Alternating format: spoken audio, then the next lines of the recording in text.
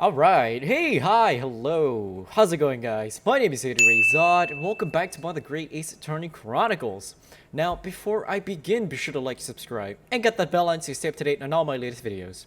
So, last we left off, it's been a little minute. Let's look back. I do recall, we kind of convinced the jury that there was a third bullet. And it was actually this guy. We brought forth this guy. His real name's Ashley Graydon. And it turns out that he actually works with one of the jury members, the jury member with the Morse code thing, as you recall, because he's a communications officer as well. So we brought him in, and we're just about to start his testimony. So let's go. Naturally, I've occasion to make use of pawnbroking services from time to time. But are you seriously suggesting I colluded with these thugs to break into the place on the night of the murder? I have no intention of admitting to such an outrageous accusation. Even if certain parties here present claim that my blood was found at the scene, some Scaramouche detective's homebrew tincture cannot hardly be taken as serious evidence. How did he know about that? About the, Sholmes' thingy. So you deny the accusation completely, do you? I must say, I'm dismayed. For the highest court in the land to be swayed by the self-professed detective's toy, it was the will of the jury, and our great British justice system demands that the jury's will is upheld. Then it would seem we have the misfortune of a most inept assembly of jurors today. By golly, how long am I expected to be detained here? If, following the defense's cross-examination, your involvement in this matter has not been established, you will be free to leave immediately. Good. Then I shall be away in time for afternoon tea. Some small consolation at least. Let us not hold up Mr. Graydon any longer than necessary, counsel. Proceed with the cross-examination. Sus AF. How I feel like it's so excuse me, I feel like it's so annoying that they do that, we know you're guilty AF and they're still trying to play it off like that, like nothing's going on. Like Giselle Brett as well, in the first episode, she was annoying, she pretended like nothing's going on. Bastards. So, we meet again, Mr. Eggert Benedict. Or is it Mr. Graydon? My apologies. You are... Ryonosuke Naruhodo, defense lawyer. We've met. If you say so.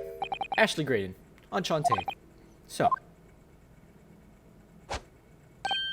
Yeah, Joe's in his face. I trust we can conclude this quickly. Yeah. But I'm not holding your flashy hat while we do. Joe's behind him. like how Van Zies does, he throws his glass into the candles. Hat catches on fire, trial goes to trial, stops. Okay, let's go. Naturally, you have occasion to make use of pawnbroking services from time to time. Yeah, we even met in the very pawnbrokery where the crime took place on the afternoon of the day in question. Though, of course, you introduced yourself by a different name at the time. Oh, he remembers. It's Mr. Eggert Benedict, I believe. Tell me, what made you... The witness is here to testify about events that took place that night. He is under no obligation to answer such unrelated questions. Is it? If I can prove it's related, then I guess I can keep going. You can't be serious. Thank you, because I certainly do not feel inclined to answer such an inappropriate question. So he's gonna be evasive, is he? In an effort not to give anything away. This could be tricky. Okay. What a bastard.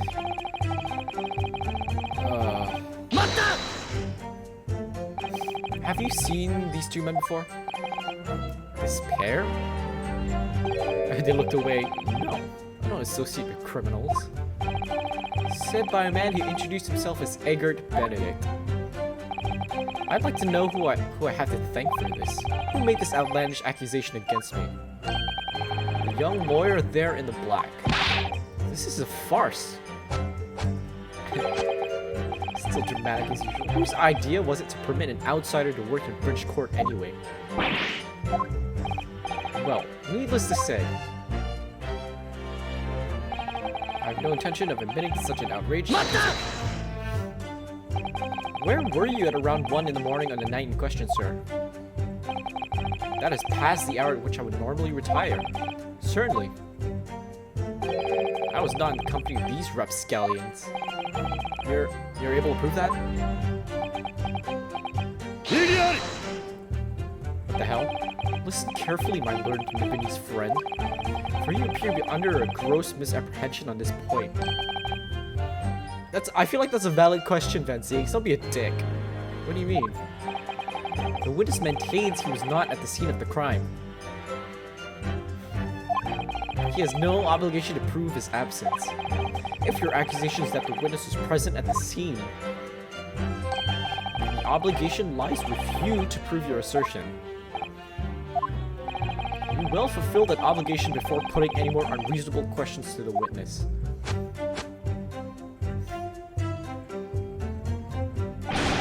Silent victory wiggle. It is a wiggle, isn't it? It's like a wiggle. Even a certain party here present claimed that my blood found. Okay.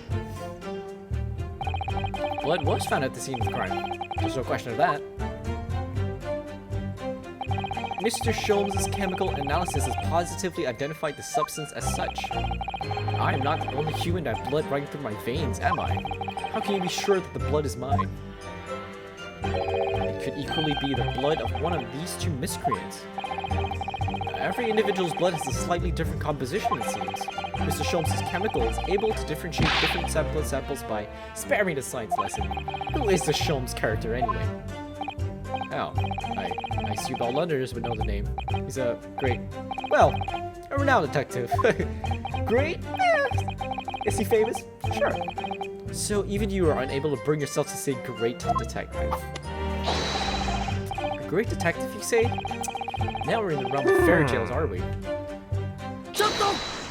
What's up, bro? Do you have something to say about that, Mr. Skulkin? Hey, what? Me? No, the other one. The Mr. Skulkin next to you. Right. Not you, moron. Because the jury keeps like putting all three of them together, like the Skulkin brothers and Gregson, so he's just like pissed, right? I've had it up to here with this. How many times have I got to tell you? Yeah, I know. You're not Big Bruv Sulky. I meant the other one. Mr. Nash Skulkin. Hey, cool blimey, you got that. Yeah, you are. Is it not the case that when Mr. Graydon just spoke, a thought went through your mind? Thoughts are going through our minds all the time, Naruhodo. Would you care to share that thought with the court? My thoughts? I don't have none of them. Must have been him. Hey, you what? No, you definitely did. Mr. Nash Skulkin, answer the question, please. What went through your mind when Mr. Graydon just spoke? Nothing, honest governor, nothing. I was just thinking. If he waves his arms around like that much more, he'll open up the wound again, that's all. What wound? Well, you took the bullet, of course. It was only 2 days ago. Ain't gonna be healed up yet. So I was, well, you know, I was worried for him. Oh, hell's bells. It just... So he got shot. Mr. Graydon, did you hear that? What? Your comrade is worried about you, it seems. On account of your injured arm. My lord. Yes, Mr. Graydon? He just turns around and runs. I have no idea what these two wretches are talking about. Certainly, I shouldn't be expected to answer anything in relation to their mindless insinuations. We know that someone other than the victim was hit by a bullet at the scene of the crime 2 nights ago. And from the height of the bullet in the wall, that person was likely hit in the upper arm or thereabouts. Why are you saying this now? You should have known then. Like, this was what I was saying in the previous episode as well. The height of the bullet in the wall would not have shot Sholmes in the stomach. Bastards, all dumb. Perhaps you'd allow a court official to examine your arm, sir? The left arm that you're currently clasping in your right hand, as if in pain. No, I refuse. have shown no evidence whatsoever that links me to these common thieves. Accordingly, I'm not obliged to permit any such invasion of my privacy. As I've already said, I'm completely uninvolved in all this. I've never had anything to do with the pawnbroker where this fellow was killed whatsoever. I take offense at the insinuation that I was in any way involved. You claim to have had nothing whatsoever to do with Mr. Windybank's pawnbrokering? My lord, the defense would like that last statement to be added to Mr. Graydon's formal testimony. Very well, counsel. Continue with the testimony, Mr. Graydon.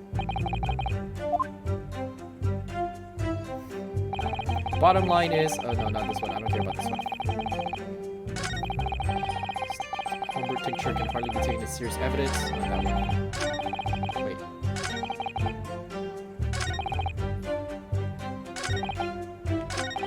It was this one, right?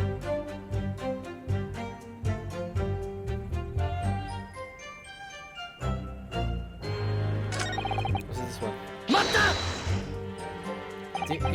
Didn't they say it added it to the court record? Never had anything to do with it? You forget that I was there, Mr. Graydon, on the very afternoon of the incident. Obviously, I'm not a complete stranger to pawnbrokers.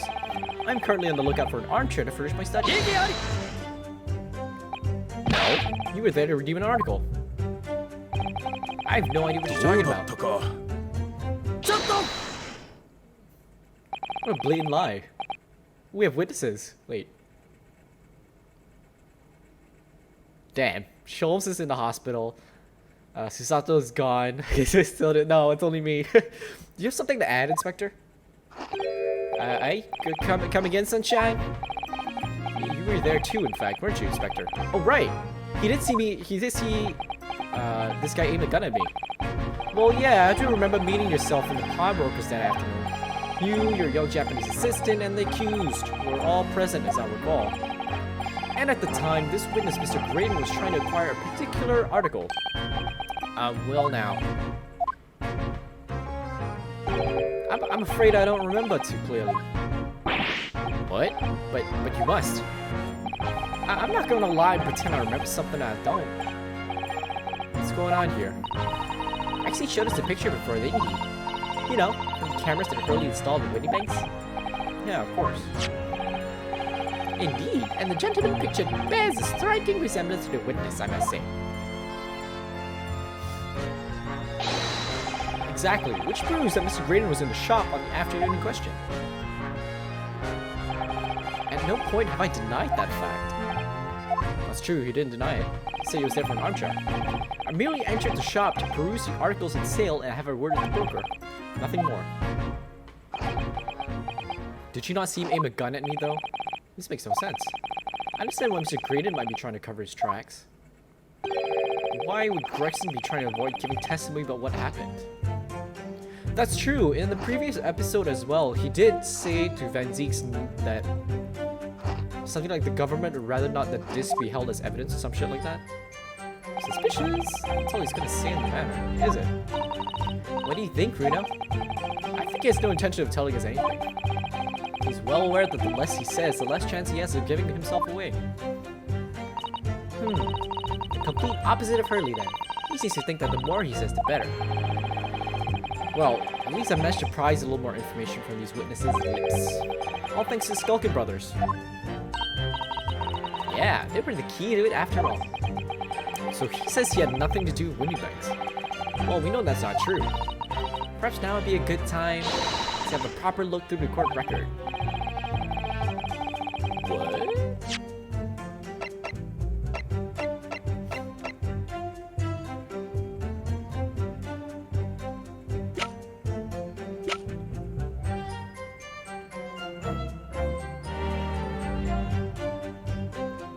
Wait, is it? Ooh, I think I know what's on the disc. I think it's this. Not this one. This one.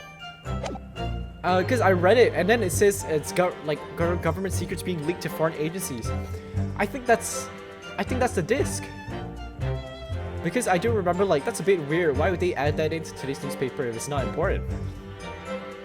Oh, do. I know what it is, I think. That's gotta be it, right? Hold on.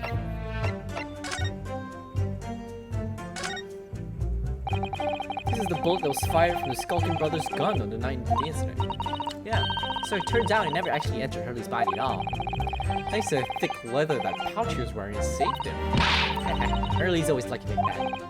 Well, considering what he had to go through in the hospital. I wonder how lucky he really was.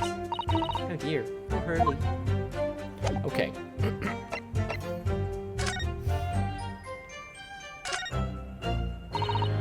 Blood, probably from somebody's fingertip. Well deduced, but not just somebody's fingertip. Mr. Benedict's fingertip.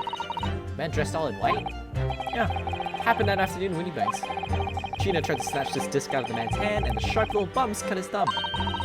So the lesson is, if someone tries to grab a music box disc from you, let go quickly.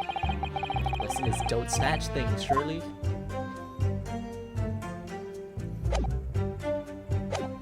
I don't know.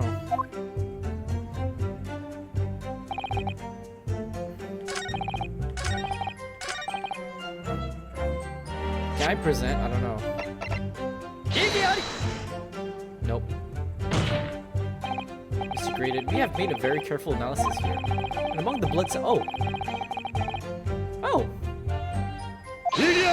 Yeah, but then I think the music's still going, so it's not evidence. But then if you analyze evidence in any way sees fit, yeah. But I don't think, yeah. But the court is free to disregard the results.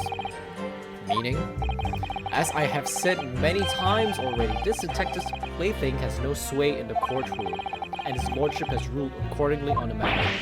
Right. This will not do, counsel. The jury will disregard this so-called evidence. Mr. Graydon, please continue your testimony. What the frick? I don't know. Definitely there at the scene that night. I just have to find another way of proving it. Okay. Excuse me.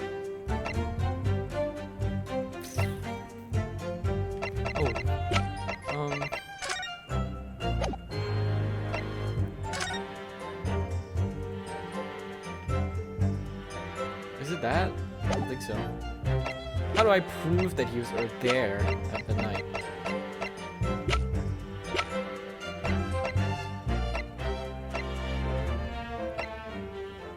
Basic gun. Is there like blood on it or something? No.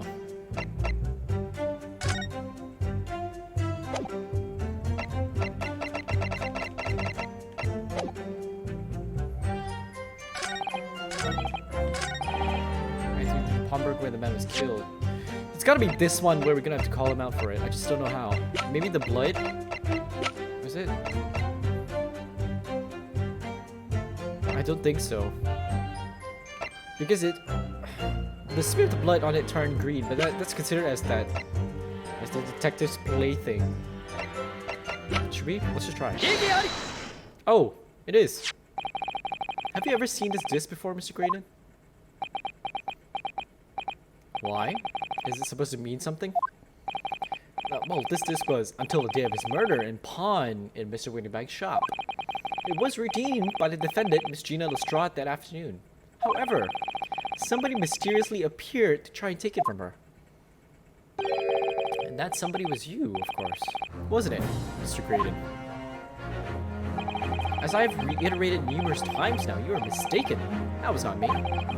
I've never seen that disc before in my life. It may have escaped your notice, but there is a small smear of blood on the disc. Ah yes, resulting from an abrasion of the thumb, perhaps? That's right. The surface of the disc is covered in hundreds of tiny metal bumps. In the skirmish to acquire the disc, the thumb of the person who tried to take it suffered minor lacerations. So, while the disc bears the remnants of that skirmish in the form of this smear of blood, the thumb of the person in question must bear the remnants also, in the form of a scratch. Goodness gracious, indeed it must. Mr. Graydon, you refused to allow a court officer to examine your arm before. Are you now going to refuse to allow us to examine your thumb? Because I have no doubt that it bears a small scratch consistent with the smear of blood on this disc. What are you going to do, Great? Well. It would seem I underestimated you. What? What is the meaning of this? So you admit it now. You admit you have a scratch on your thumb when you attempted to take the disc from the defendant? Igiari. Oh, okay. Order?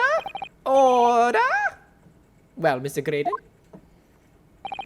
It would appear that there has been something of a misunderstanding here. I did not attempt to take the disc as you put it. No, quite the reverse. What are you trying to say? It's really quite simple, you see. The disc was mine from the outset. Is there some crime in taking an item that you own out of pawn? What? It would seem, Mr. Graydon, that in this piece of evidence, my learned friend has established a link between yourself and that incident. Accordingly, you will tell the court everything you know about this disc now. As you wish. Though I'm quite sure it has nothing whatsoever to do with the pawnbroker's murder. It has everything to do. Yeah, the disc. Here we go. There's a note on the disc saying from McGilded, but the item belongs to me. The redemption ticket was stolen from me by the accused, that filthy gutterling, on the day in question. I proceeded at once to the shop in order to explain my situation and redeem my article. In the end, of course, the disc was taken by the police. In other words, I had absolutely no reason to break into the shop later that night. How did you know that? Did I hear you correctly, sir? McGilded, you say? The famous London philanthropist? Who perished in this very courtroom 2 months ago after being acquitted of a distinctly messy murder. Yes, my lord, the one and the same. Good lord, Mr. Graydon.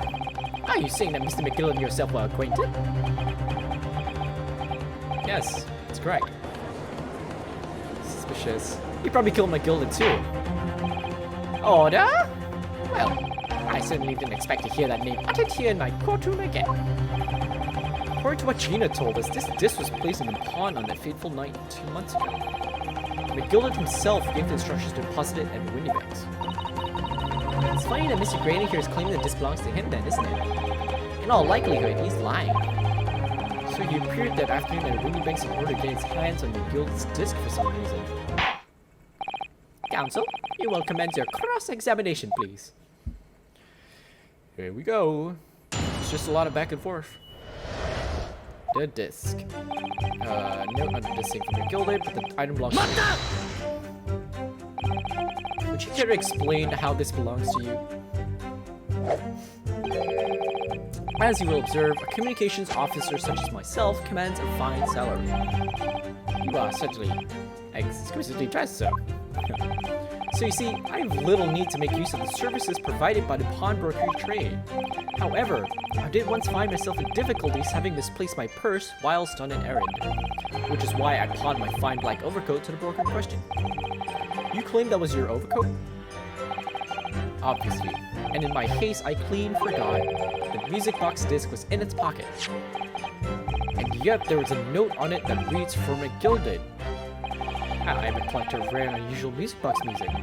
I first met Mr. McGilded at a gentleman's club in the city, and was interested to discover that he shared my penchant in that area. So, the disc in question. It's a pre-production sample. I promised to let Mr. McGilded hear it. But then you forgot that it was in the pocket of the overcoat you were forced to pawn. Yes, exactly. Gina didn't mention any of that in her testimony 2 months ago, did she? No, because McGilded had threatened her to keep her mouth shut. Which means that if we dig too deeply here, it's going to expose Gina's perjury. Oh dear, this is complicated, isn't it? Let's leave it alone for the time being. Okay? Let's not. The ticket was stolen from me by the accused that filthy gutterling on the day. So you're saying that Miss Lestrade lifted the ticket from your pocket or bag? That's right. Despite being mindful of danger and walking in insalubrious areas her kind Miss Lestrade did no such thing. Well, of course you would take that stance, but the girl is a regular offender. You came to the pawnbroker that day prepared with all the information you needed to identify the defendant. You were looking for her. That's what brought you to Winniebank's. To get your hands on Mr. McGilded's disc. My learned friend is a veritable font of nonsense. Nonsense?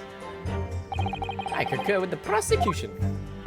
Counsel, you will refrain from conjecturing in this way. Is that clear? Yes, my lord.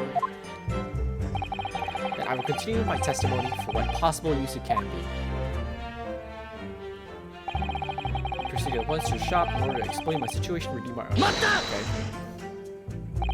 Had you ever been to Winnie Banks before? Only once, for the purposes of pawning something. But like many, I enjoy browsing in such establishments. So when you noticed the pickpocket had taken your ticket, you chased after her. Is that correct? Yeah, that's right. I didn't notice at first, of course, such is the art of the pick purse. But when I did, I headed to the pawnbroker at once, in order to reclaim my coat before the thief could. I was merely trying to cover what was rightfully mine in the first place. He can say what he likes because he knows we have no evidence to contradict him on this. Okay, in the end, of course, this was taken by the police. How'd you know that? Yeah, it was taken by Inspector Gregson here, wasn't it? That's right. This was the very man. Apparently the police are collecting anything that has a connection to Mr. McGilded as evidence. How did you know that? Is something wrong, Inspector? What do you mean? The last remark Mr. Graydon made in this testimony seemed to disturb you in some way. Trouble you, sorry. Ah, no, it didn't. It's nothing, leave it alone. Let me ask you this, Inspector. Why is Scotland Yard gathering Mr. McGilded's possessions? I can't tell you something like that, Sunshine. What is it, Inspector? Investigative secrets? Yeah, exactly. You should know all about that. Magnus McGilded, who died so unexpectedly after his trial 2 months ago. A man renowned throughout the capital for his great contributions to public life, yet he had a dark side too. Where are you going with this, Van Zeeks? I suppose the police are dealing with the aftermath of his nefarious activities, are they? That's enough. Coppers like me have duties to carry out that we're not at liberty to talk about. That's all you need to know. Duties conferred by Lord Strongheart, I presume. The Lord Chief Justice appears to have great faith in you, Inspector. The bottom line is, if you want to get more out of me, you're gonna need Lord Strongheart's paw print first. What's all this about? It's the government secrets, it sounds like it. It's like there's something going on between Gregson and Lord Van Zeeks here. Well, it would appear that the inspector has revealed all he is at liberty to reveal. Mr. Graydon, let us return to your testimony. Gladly, my lord. In other words, I have absolutely no reason to break into the shop later than it seemed like. But perhaps you'd seen something of value among the forfeited items? No, not at all. No. A valuer was brought in by the police to assess everything in the shop.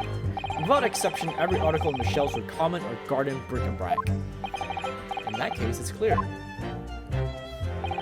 Then you broke into the shop later that day in order to recover Mr. McGilded's disc. Have you not been listening, man? Even if I had wanted to recover the disc, you may recall that it had been seized by the police that afternoon. There was no more in the shop that night than I. As I keep saying, I simply had no reason to break in. Yeah, you did.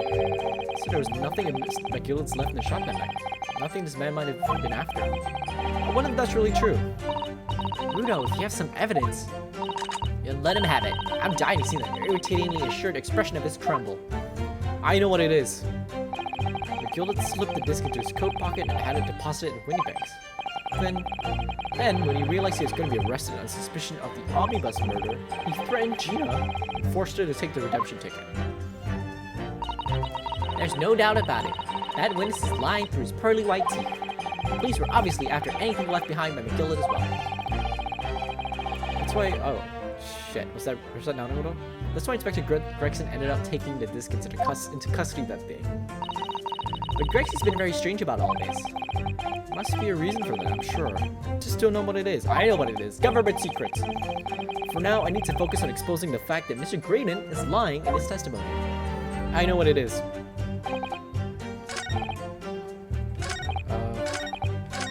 this one. I know what it is. It's this one. Because, sure, the code's missing, but he came back with this. The box, which I'm assuming is the music box. This disc was deposited at the winning banks on Magnus McGilded's instruction. You knew that, and you went there with the intention of obtaining it for yourself. Conjecture again, and in any case, the disc was taken into custody by the police that afternoon. The witness had no reason to visit the pawnbroker again that night. My dumb friend. Sorry, my learned friend, but that's not true. What? Mr. McGilded had another article in Pawn and Windy Banks, as this second pawnbroker's ticket proves. Ugh. There were 2 articles belonging to Mr. McGilded in Windy Banks pawnbroker, and the reason he broke into the shop that night was to recover the second one. Together, we have 2 accomplices, the Skulkin brothers. Ugh. This is the second ticket, is it? What had the man deposited? The article description reads, 1 small box. A rather vague description, it seems to me. Are you suggesting that I broke into the pawnbroker with these clowns in order to steal some trinket box? I believe there are adequate grounds to suspect that you did.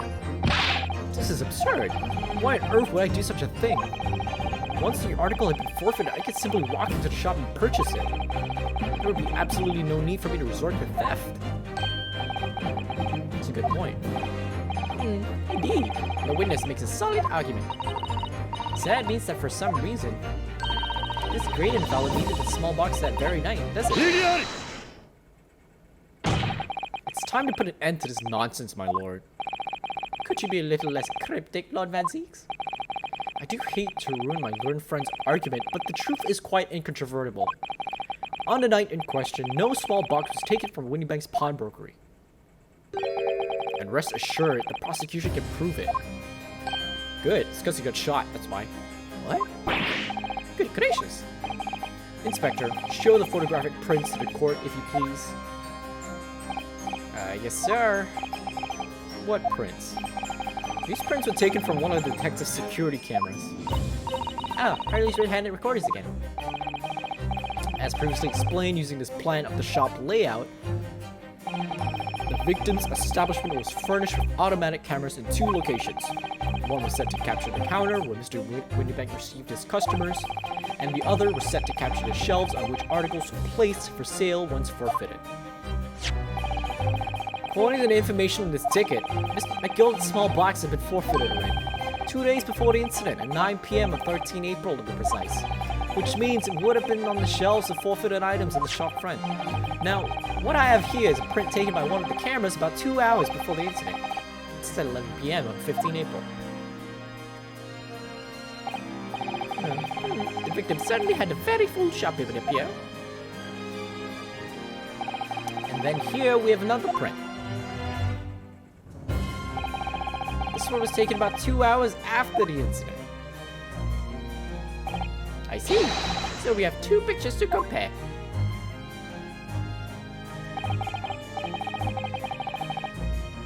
The bottom thing has been moved. The box at the bottom right.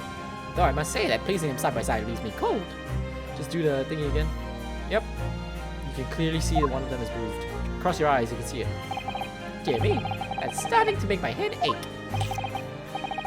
Obviously, Scotland Yard would consider theft as one possible motive in this case. We explored the possibility that something had been taken in addition to the victim's life. So you men have already compared these 2 prints thoroughly, Inspector? Yes, sir. We counted every single item in each of these 2 photographic prints. And the Yard's conclusion is that exactly the same number are present in both. In other words, nothing was taken from the pawnbroker on the night in question. And my learned friend's assertion is nothing more than a hopeful fantasy. I don't believe it. If I could have just shown that he'd stolen McGilded's pawn box. Victory wiggle. Might have been able to break him down at last. You know what, Bruno? I've been thinking. I wonder if these 2 photographs really are exactly the same. They're not. The box at the bottom is moved. What? So, counsel, in the light of the evidence put forward by the prosecution, what is your position? It seems that in fact, on the night in question, nothing was stolen from the victim's establishment. Do you accept the prosecution's assertion? I don't know. Could there be some hidden discrepancy in these two photographic prints somewhere? Yes. Point out a discrepancy. I wasn't sure at first, but there is a clear discrepancy between these two prints. What? You must identify the location in question for the court, counsel. Indicate the precise location of the discrepancy of which you speak here. It's over here. See, if you look at this and you look at this box is moved a little bit to the right. So let's go here. Granted, these two prints are almost identical. However, there is one minor discrepancy between them. What? When you view the two pictures stereoscopically. Bloop. Yep, that thing highlighted. A single area stands out as being different. The location of this small box. Let me... unbelievable. By Jove, you're right. How extraordinary. What this tells us is very simple. Mr. McGilded's small box was indeed not stolen from Windybanks on the night in question.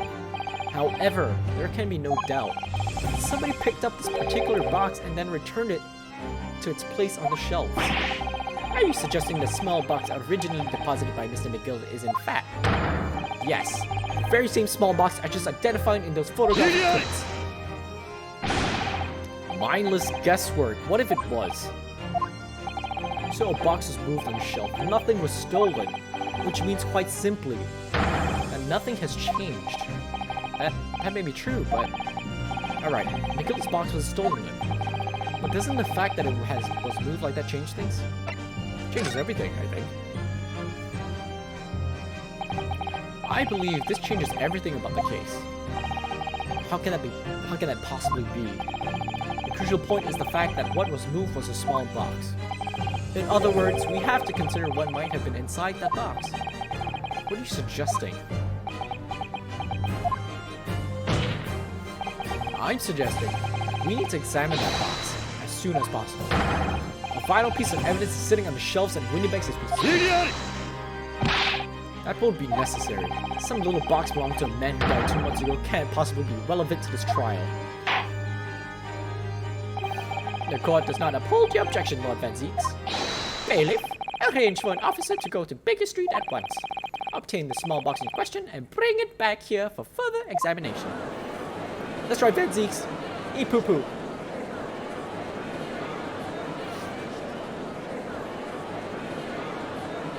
I have a feeling it's the music box. It's gotta be the music box.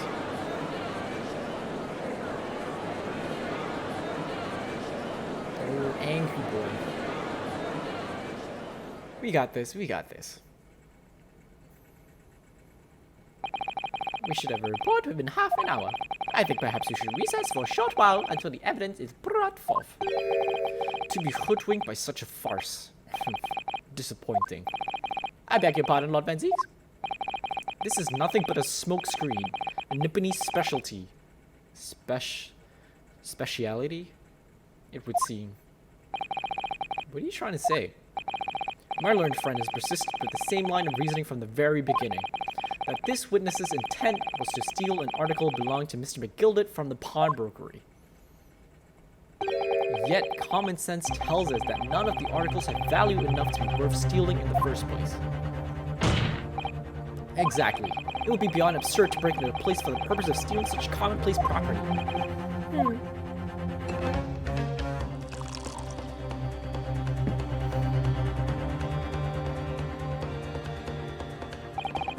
If your lordship recalls, Mr. McGilded perished 2 months ago, immediately after the conclusion of his trial. A trial in which he was found not guilty. A trial in which it was established he was an upstanding member of society his reputation implied, in fact.